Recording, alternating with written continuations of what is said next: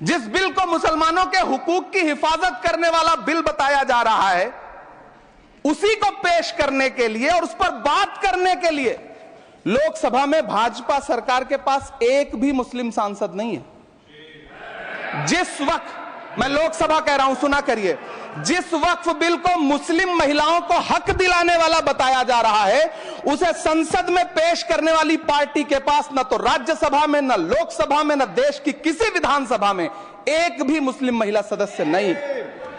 कल किरण रिजिजू जी कह रहे थे कि रेलवे की जमीनें देश की जमीनें हैं, डिफेंस की जमीनें देश की जमीनें हैं।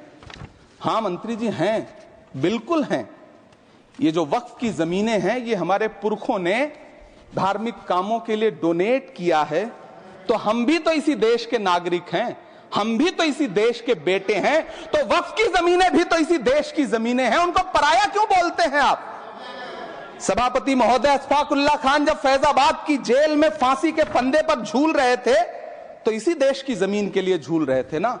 सभापति महोदय, अंडमान की जेल में काला पानी की सजा काटकर अपनी जान देने वाले मौलाना फजले हक खैराबादी हो या शेर खान अफरीदी हो, वो भी तो इसी जमीन के लिए अपनी जान दे रहे थे ना। सभापति महोदय, पाकिस्तान के खिलाफ लड़ते हुए अपनी जान देने वाले महावीर चक्र विजेता ब्रिगेडियर उस्मान हो या पाकिस्तान के पैटर्न टैंक उड़ाने वाला परमवीर चक्र विजेता वीर अब्दुल हमीद हो, वो भी तो इसी जमीन के लिए अपनी जान दे रहा था ना। और मंत्री जी, मैं इस सदन में अलल ऐलान ये कहता हूं कि जब भी इस देश की जमीन को लहू की जरूरत होगी, आपसे 2 कदम आगे इमरान खड़ा मिलेगा, ये मैं आपसे यकीन दिलाते हुए कह रहा हूं।